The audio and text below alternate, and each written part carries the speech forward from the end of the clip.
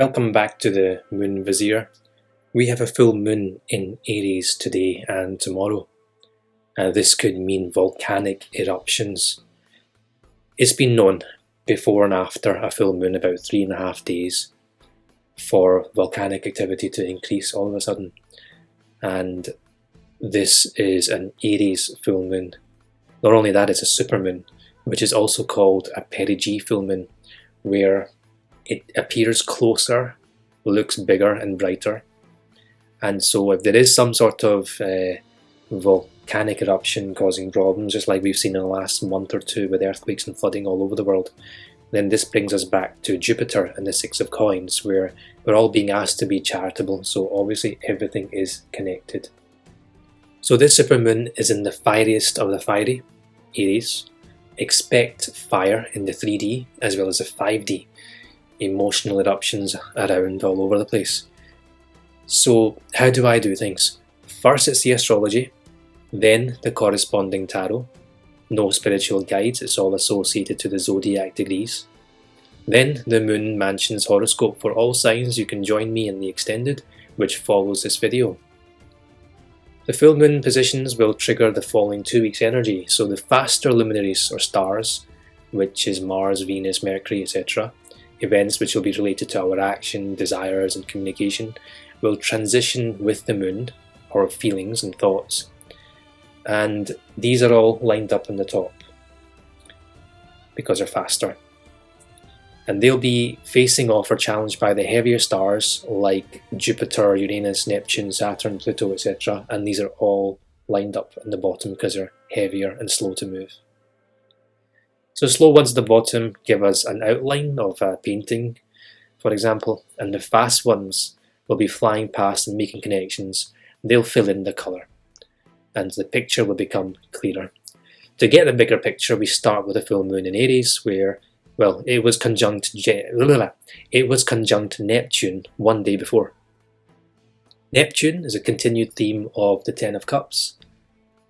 In the last decan is a big happy family energy, and it's conjunct our full moon. That's our full moon here, sun and moon. Well, that's a sun and that's a moon. Because the moon is full, it's trumping a little bit of the sun. So, the full moon, things are exposed. No surprise for those who have a basic understanding of astrology. And 2 weeks ago, the moon was new, and it was opposing this exact position of Neptune. So at that time, you may have seen signs of the universe talking to you, I know I did, of movement towards improvements in family life. And now that the moon is full, it is exposing this situation for what it is, and likely enabling that yes moment. And this is a great example of how the 5D manifests itself into the 3D within 2 weeks. This exposure of some family issue will be felt and dealt with either with a lot of passion, because it's a full moon in Aries, or a lot of tension. And at 0 degrees, it is very combustive. Just like the ram, there could be a knocking of the heads with someone or a group of people. The Two of Staff here, which is normally called the Two of Wands, tells us that this combative energy is in the mind, like procrastination of what could be, but it isn't just procrastination anymore, because the Two of Staff, the Wands energy, is fire, which will push us into action. I'm just going to read from the Sufi Tarot book for the Two of Staff. This is creative tension, hopefully waiting, planning, wise decision making, and new beginnings coming into being.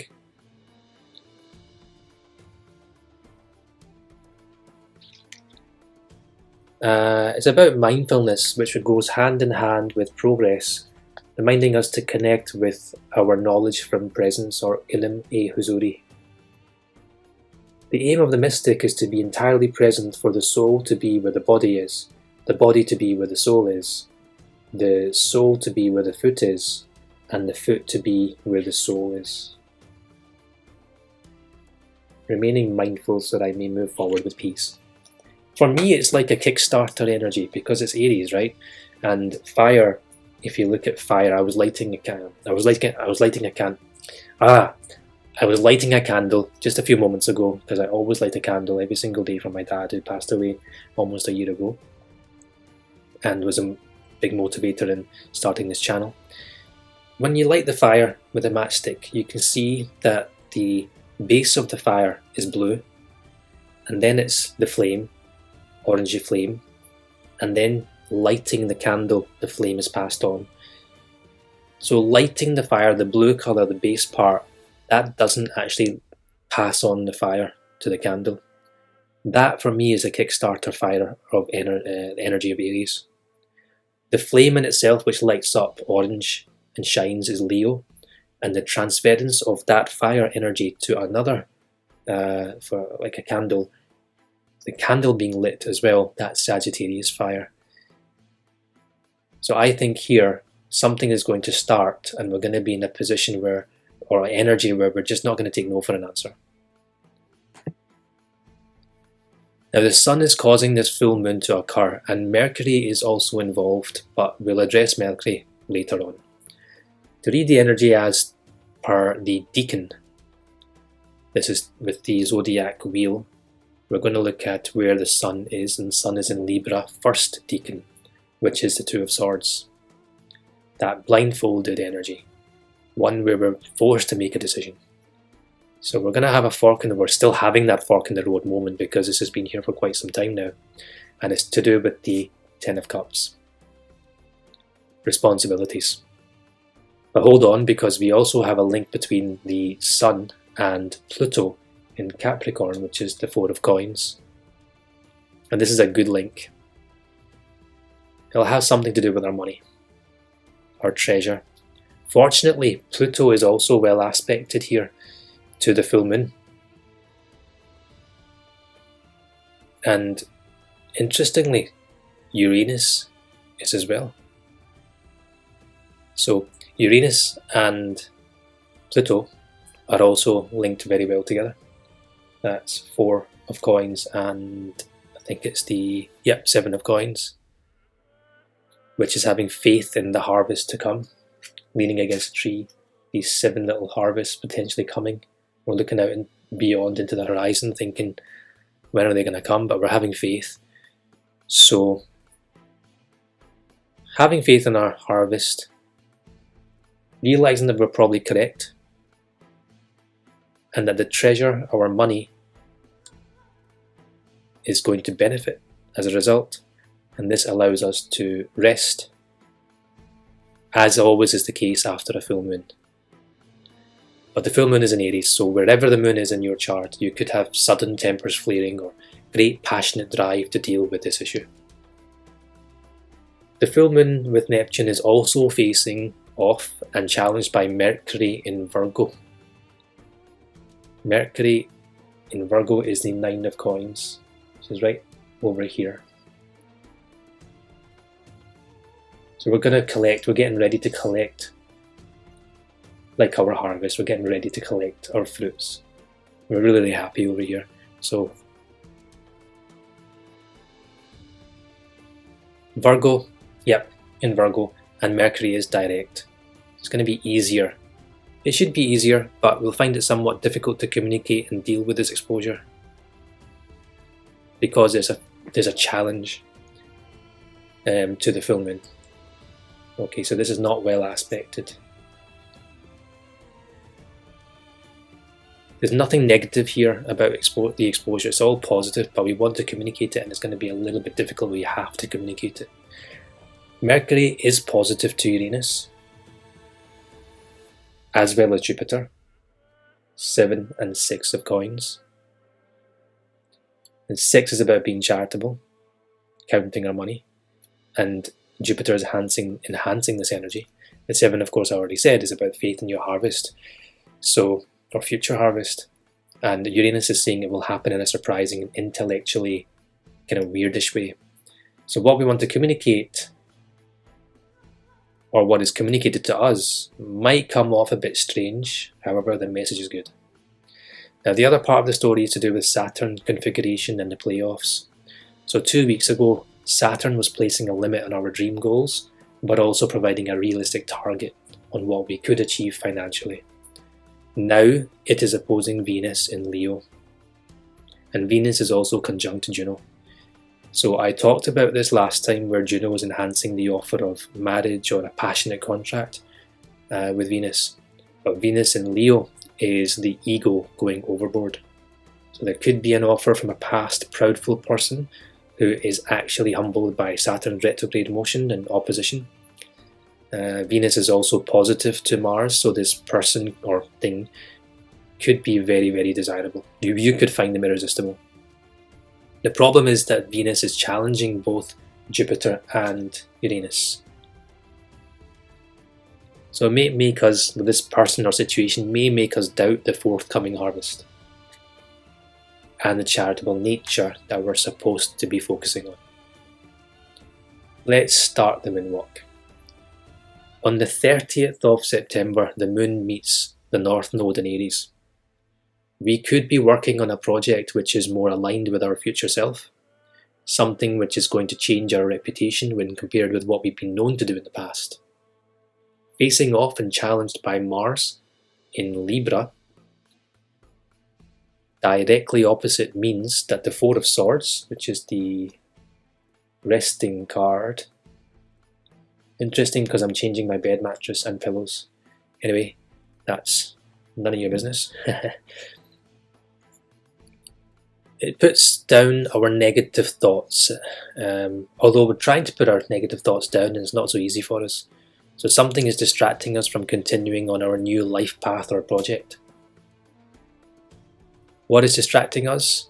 Well, the full moon has a positive link to Venus. That karmic story that we talked about in the Saturn configuration is facing us like a block. With Pluto in Capricorn, the Four of Coins is the treasure card.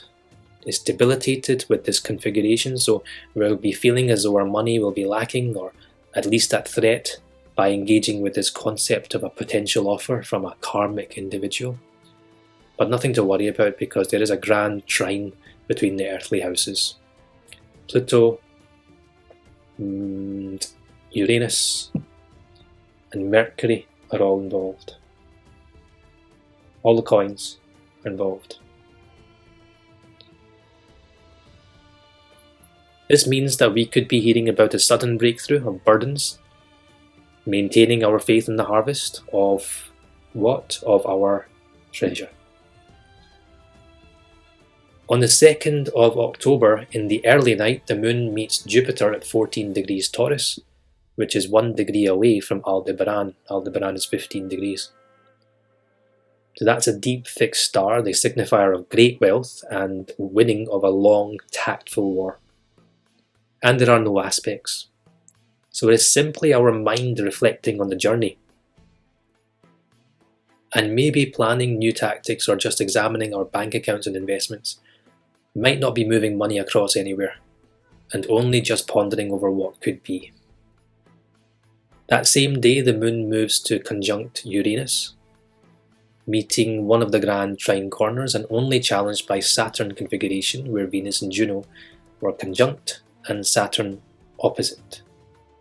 Back to this past person and their offer. Is it going to be fruitful? Will it interfere with the harvest? Is there a way to make it work? I mean, you don't really know the answers to this yet, as Saturn is still opposing Venus. Which one's Saturn now? Saturn is in Pisces, the first decan, which is the Eight of Cups. Something we have to leave behind and move on. So we're releasing karma, the karma that's related to this other person or individual situation. So once Venus is no longer opposing this Saturn, there will be clarity, which is the 21st of October, so take note. On the 10th of October, the moon is now with Venus, and they meet at the first decan of Virgo. The first decan of Virgo, which is back to the right. Venus is in the first decan of, okay, hold on, let's see. The 10th of October, the moon is with Venus in the first decan Virgo, 8 of coins. So it's moved over to the 8 of coins. So it was here, Venus, and it's now moved to the 8 of coins.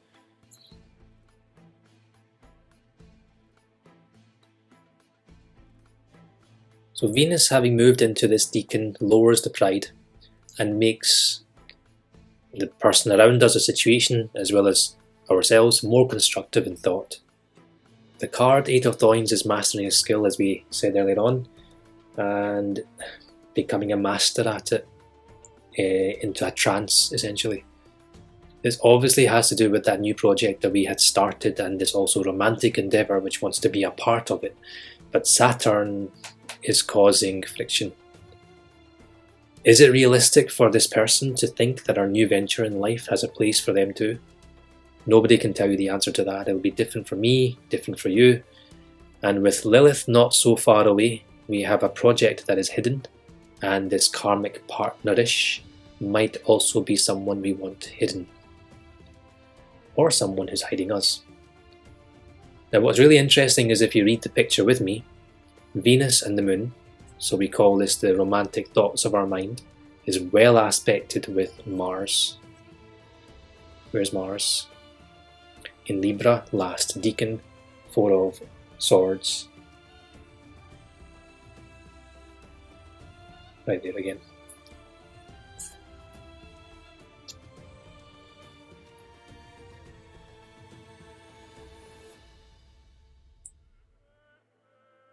So a passionate encounter, but Mars is in the final stage of Libra, the last decan.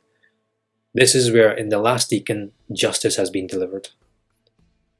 Mars is square Pluto, square 4 of coins.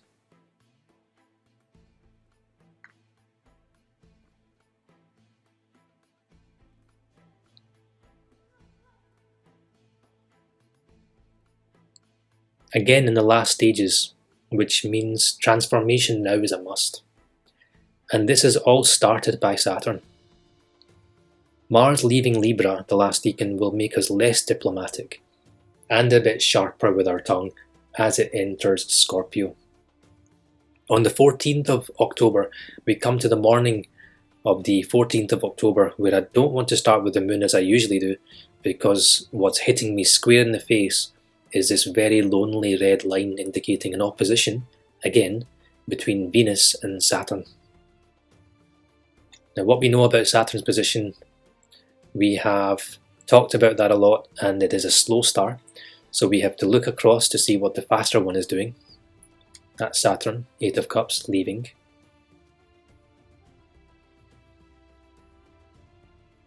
Venus is conjunct the midheaven, so that's a biggie. Our romantic partner could be dealing with karmic justice now, and having the midheaven conjunct means this will make them question their life purpose. Now, our moon is hidden in the corner where the house of Libra is, along with the sun, where it is about to become a new moon, and as well as Mercury and Mars. Our moon is conjunct Mercury at the middle decan of Libra. The card is the 3 of Swords, which is hiding right underneath the 9 of Coins because that's where it's transitioned to. So let's pull that out and look at the difference in that energy. From that brightness, the sun shining behind the fruits of the tree, the happy face, to this face. It's turned from looking upward to looking downward. And instead of a tree, we've got swords above us. This is a complete reversal of the prior energy.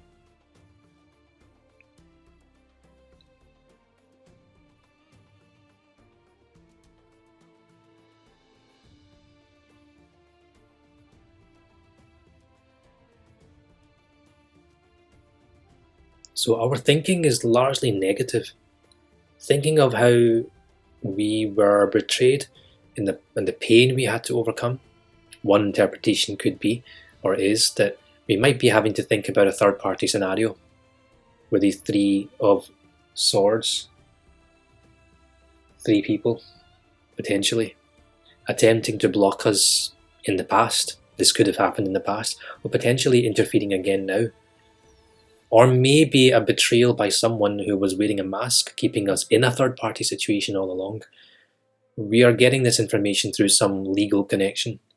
It could be of, where's Juno? Juno is conjunct Lilith. So a secret of our past, our ex, or could be confirmed through some court papers. Something comes to light about this that puts us in a Three of Swords energy, but it might not be something romantic, it might just be business related as well. Now Pluto is square to Mars. Mars, the Lord, well, Pluto is the Lord of Mars, so to get an idea of what Pluto is transforming here, we have to look at where Mars is. Mars has moved now into the first decan of Scorpio, the Five of Cups.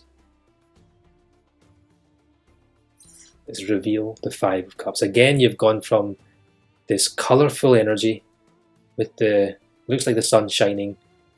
All these fabrics are white, and there's rest, there's good energy, and then there's darkness one more time. And again, the head's dropped. Although there is white, there's also black. So,